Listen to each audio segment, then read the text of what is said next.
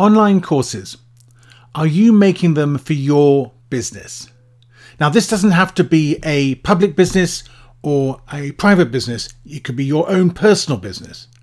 But the key thing is, are you making online courses? And if you're not, I think you need to ask yourself very hard, why not? So why make them? You may well ask. Well, if you look at YouTube has over 300 hours of new video uploaded to the site every minute. That's 3 times more than the year before, and about 3/4 of their material comes from outside the US. The site gets over 800 million unique users a month, and these facts come from the Wikipedia entry. If you take a look at the Udemy platform, Udemy has over 6 million students. It has over 10,000 courses in its public marketplace, and they cover a very wide range of subjects in 17 categories and over 140 subcategories. As a business, let me give you 2 very good reasons why you'd want to do this. The first of these is employee training.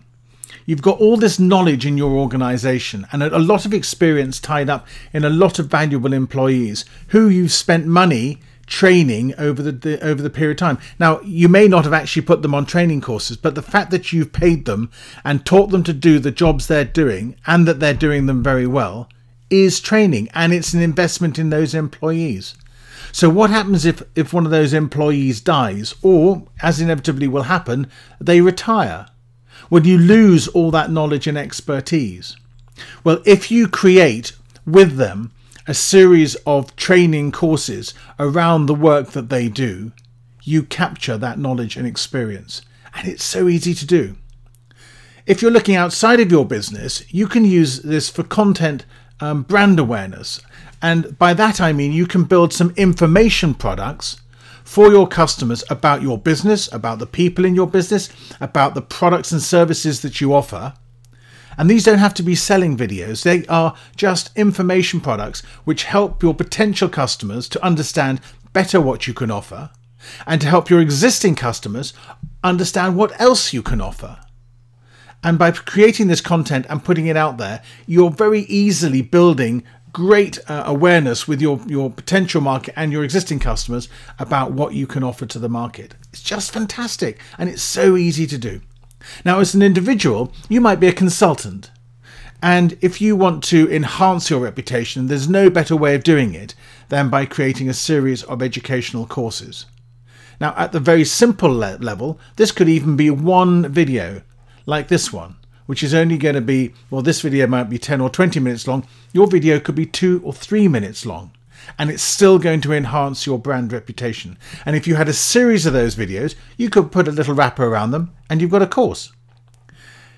The other great advantage from a personal point of view is if you want to sell these courses, then it's never been easier to do that than ever before. You can do it on your own site, or you can do it, as I do, through udemy.com. which is a fantastic marketplace for selling online courses. And once you've got them up there, with a little bit of continual engagement, which we'll talk about later on, you pretty well get a passive income from these courses. Absolutely fantastic.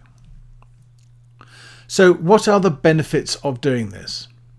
Well, let's look at the benefits from your students' or your customers' perspective. It's an incredibly easy way to learn. It's a very easy way for them to get information from you about what you want to teach them.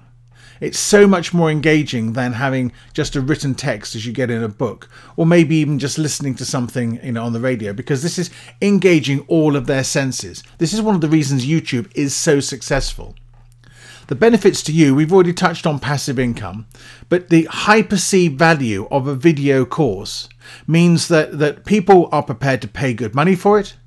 And if they do pay for it, the number of refunds you're likely to get is likely to be low.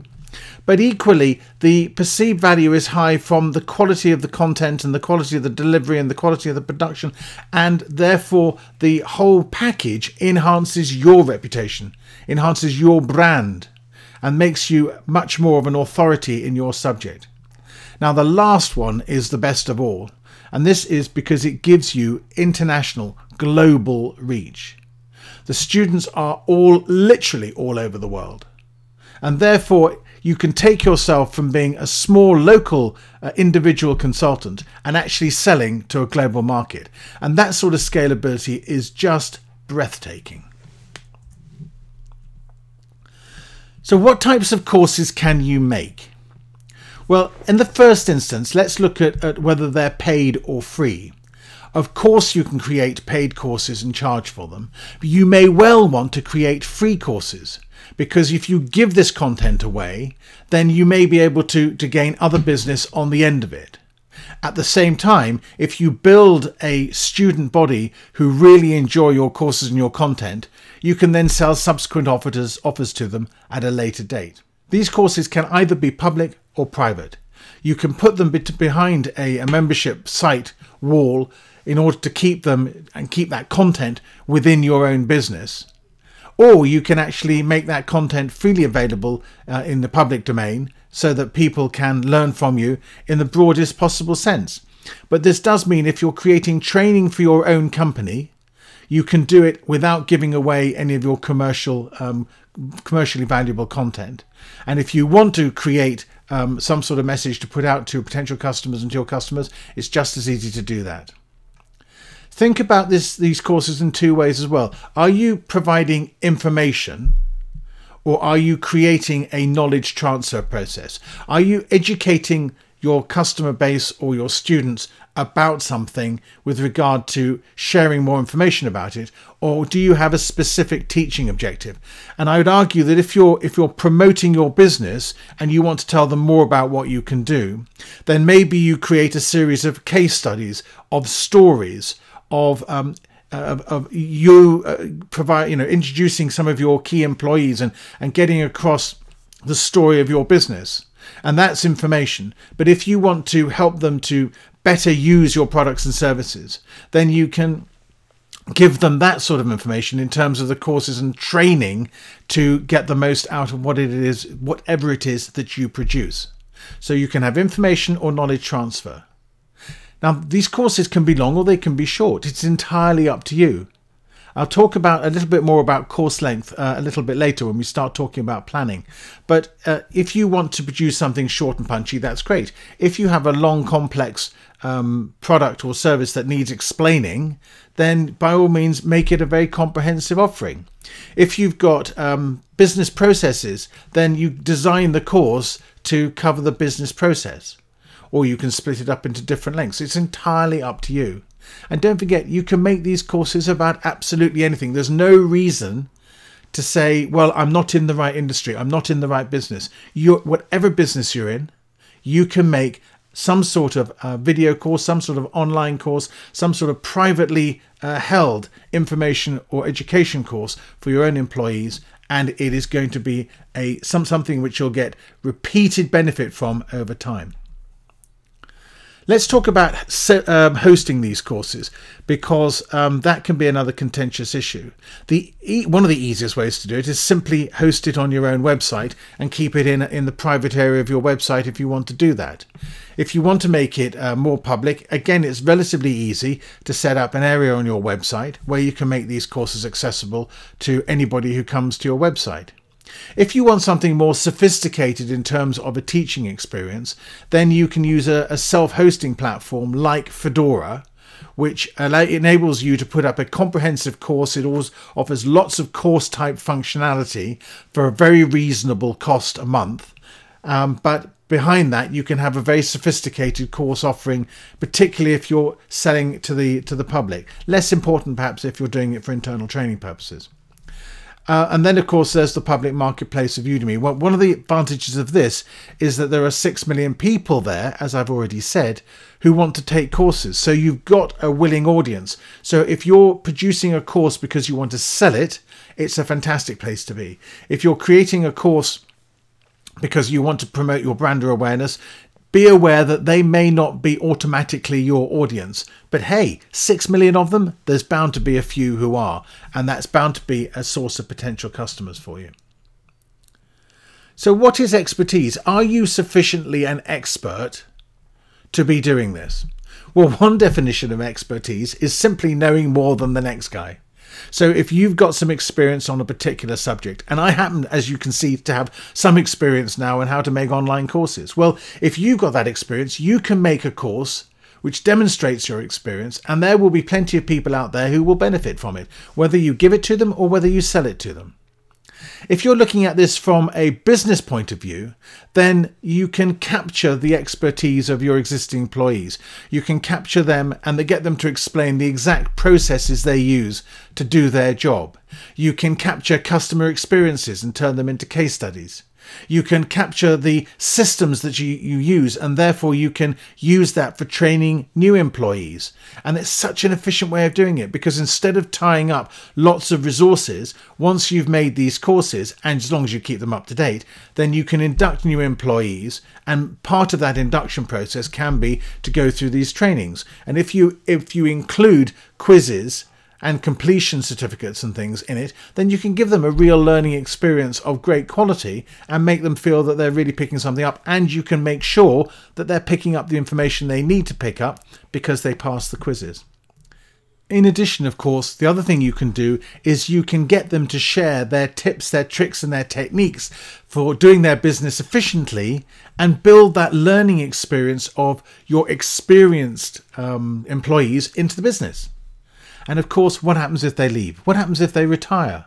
You lose all that knowledge and experience, and you want to be able to capture that in your business. So it's really important to think about your, what you've got in your business and how you're going to capture that into these online courses if you're going to, capture that information inside your business.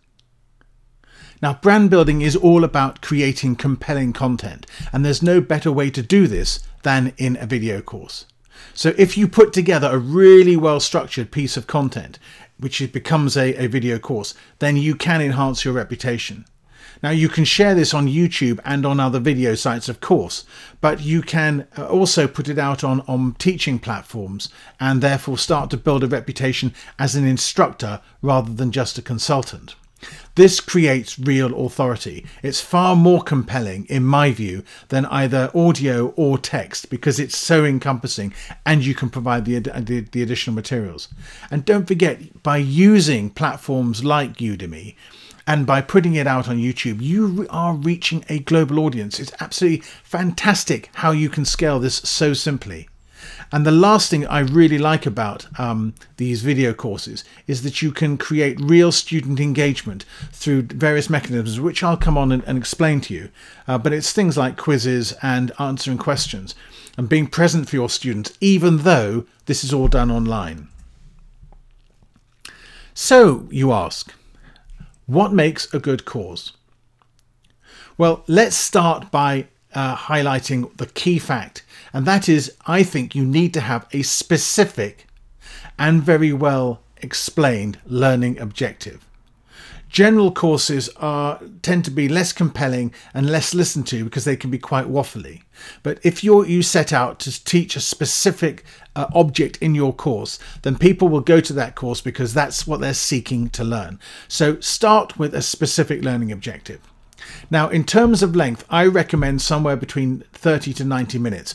Of course, there are exceptions to this, and it may well be that it's very good to have some very short courses which just keep specific points to the fore and teach very, very specific and short topics. Absolutely fine.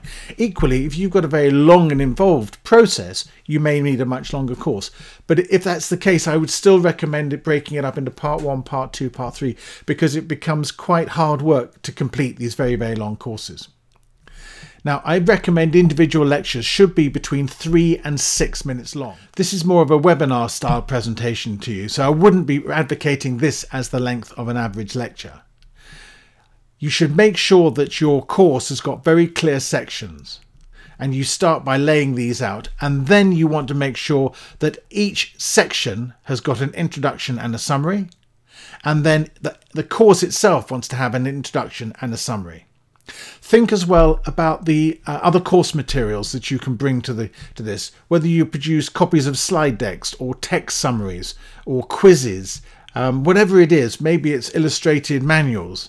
The more information you can provide, the more likely you're going to be reinforcing the learning experience of your students. Also, don't be afraid to get them to do projects for you that they have to sort of hand in and get marked, because it's terribly easy for you to get them emailed to you and you can evaluate them and then you can email them back. It's a piece of cake. And by doing that, you know that these students are learning what you want to teach them. And it doesn't matter whether they're in India or in the US. You know, if they email them to you, then you can evaluate them and it's easy to do. And if they're in your employees, then, you know, you can actually give them personal feedback on those projects. So really worth doing. And of course, you've got question and answer. Well, question and answer is really key to student engagement. And if they do have things they want to ask you about, then you must be available to answer those questions and check regularly to see that they're being addressed. And of course, keep your course up to date. Now, there's two ways to look at this. One is, as things change, you need to make sure your changes are reflected in your course. But it's also really good to add new information to your course as you go. And by doing that, you keep the course fresh, you keep the student engaged, they get a notification that they've got a new piece of content to learn from, and they'll be really thrilled when they get that information and learn additional material from you. All right, now let's take a look at what you need to produce these online courses. Now, you're expecting me to tell you that you're going to have to invest a huge amount of money and get a very complex setup. And yes, 10 years ago, that was probably the case. But today, it could not be easier. You basically need a reasonable computer. And I started off making them on my MacBook Pro. I've now got an iMac because I wanted something more powerful. You need some presentation software, either Keynote or PowerPoint. I use Keynote. I do recommend you get a good microphone, and by a good microphone I mean a USB microphone, but the one I've got costs under $100. So you don't have to spend a huge amount of money on this. And then you need screencasting software, and that's either ScreenFlow or Camtasia. ScreenFlow I think is $99, and they have regular updates which you have to pay for, and they're well worth paying for. Or you can get Camtasia, which I think from memory is $199 or $299. And then you need a reasonable internet connection for uploading your courses. So what are the 4 phases of course creation? Well, I'm going to take you through them in turn, but they are planning, production, publication, and promotion. So let's start by looking at planning. As I've already explained, it's really important to have a specific learning objective. So you need to decide on what your teaching objective is going to be. Then I recommend you scope out the main sections of your course. Now you can do this on a piece of paper, or just as easily go into the Udemy system and use the Udemy course building system for actually creating your course. Even if you're going to keep that course private, you can still leave it on Udemy and give people a password and private access to it. Then create the main lecture headings within the sections and then decide on the lecture content. So you want to do it in that very systematic way to make sure you cover everything you need to cover and no more, but that you don't miss anything out. So when it comes to production, there's a little bit more involved here, and we've got quite a lot to talk about. The first thing is to script or not to script. Now, this webinar presentation, I haven't scripted. I haven't written this all out in a lot of detail, but I have provided myself with the bullet point briefing notes on the screen that actually prompt me to tell me what to talk to you about. So you can decide how you do it. You may be able to wing it completely, but I think that's quite dangerous because it's very easy to drift off the topic. Do you do a talking heads presentation, as I'm doing now, with myself on the screen, or do you just record the audio over the presentation? I like to do these presentations because you can see me, you can engage with me, and even if my eyes dip down to the screen occasionally, or I scratch my nose because it suddenly got itchy, whatever I do, I'm still engaging with you and you can see me.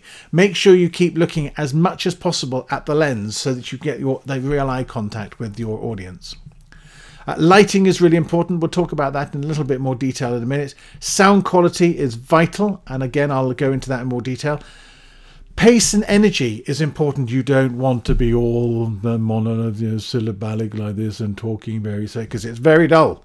You need to have energy and intonation in your voice to be engaged with your audience and keep them moving along with you. And of course, keep to the point. Make sure you don't drift off topic, because otherwise you'll end up waffling and wasting a lot of time. So what about your editing style? Well, I like to have standard intros and outros to my lecture. They're only 7 seconds long, but it sort of gives bookends, if you like, on the sides of the lecture.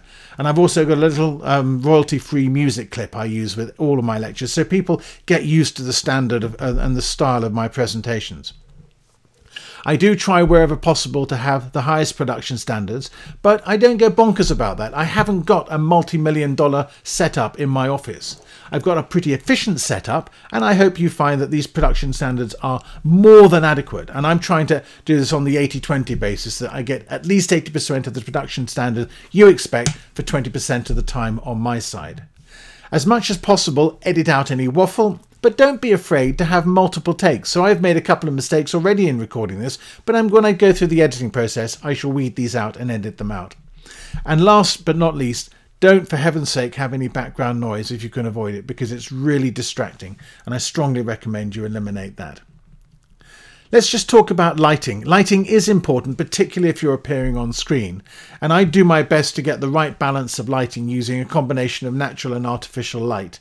But all I'd say is do make sure that if you are appearing on screen, that people can see you without you being either too dazzled with the light or you being in dark and shadow, because it's very off-putting.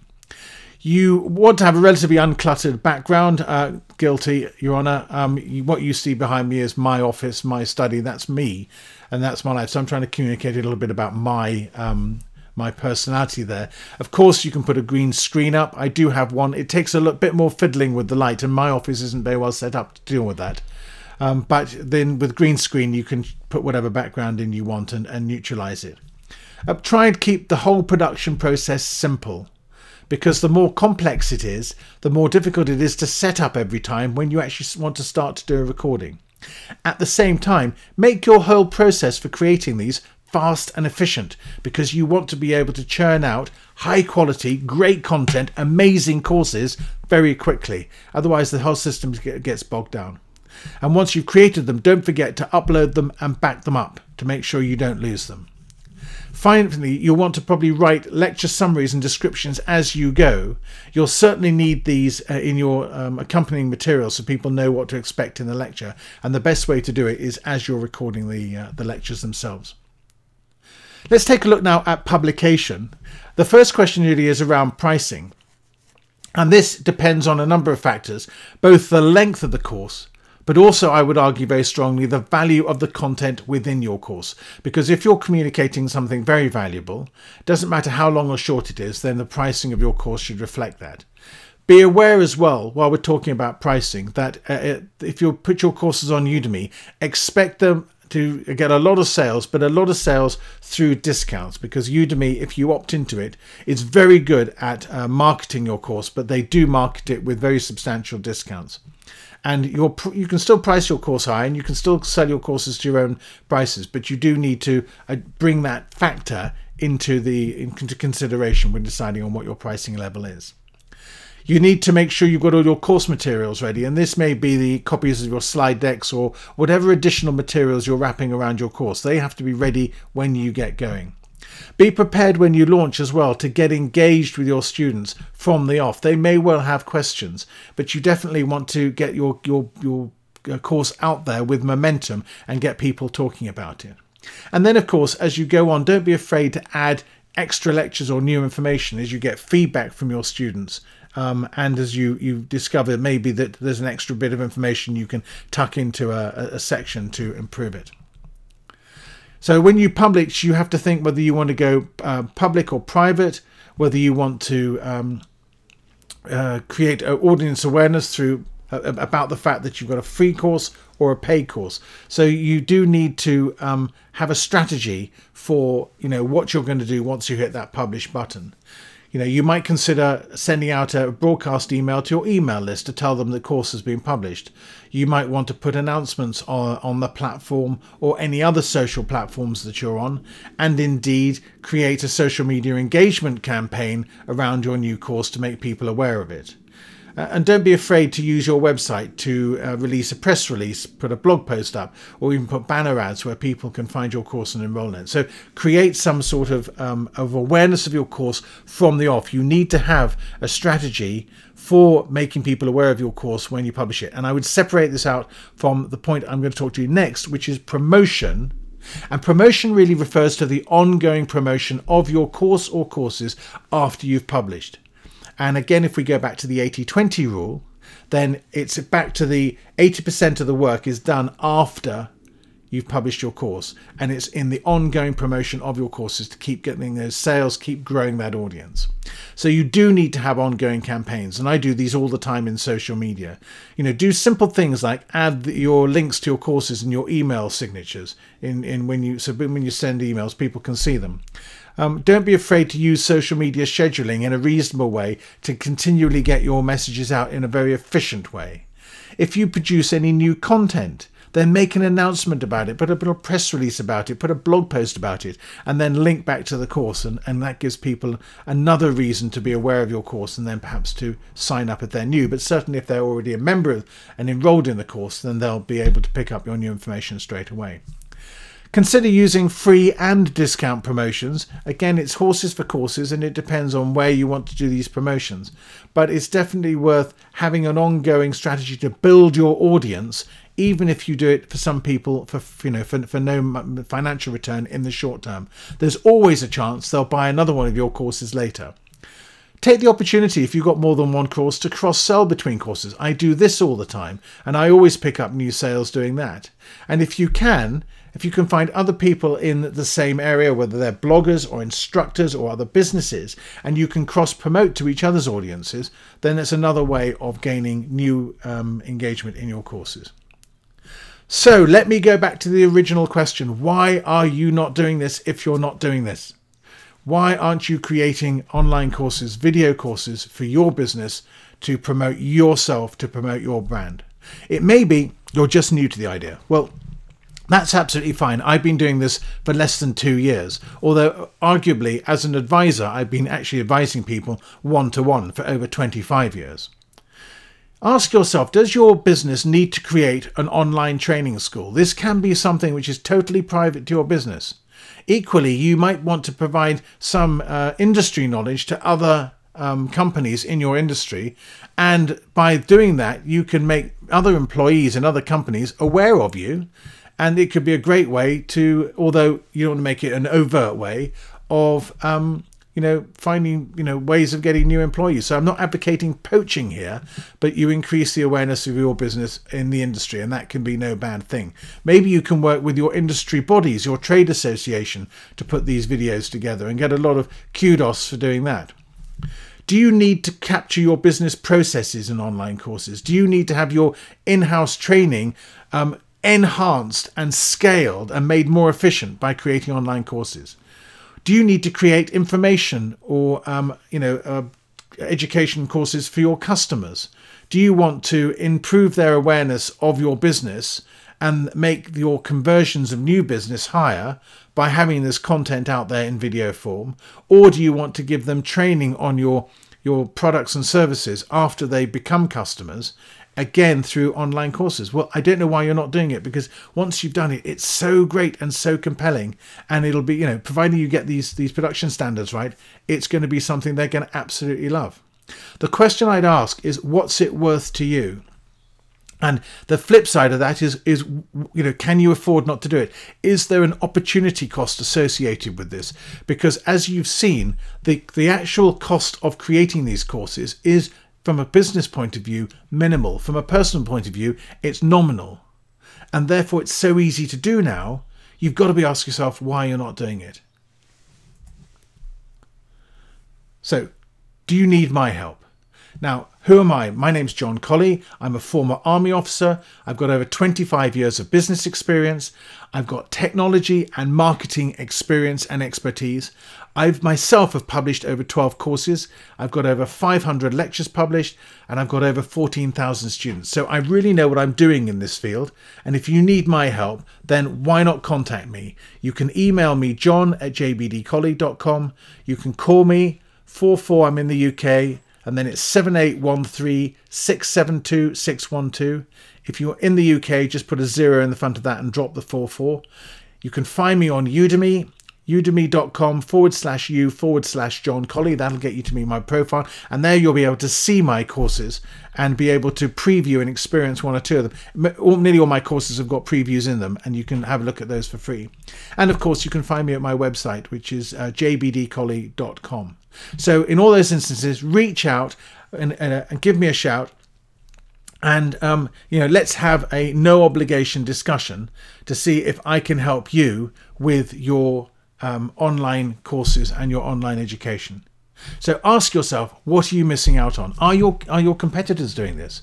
Why are you not doing this to build your own brand and reputation?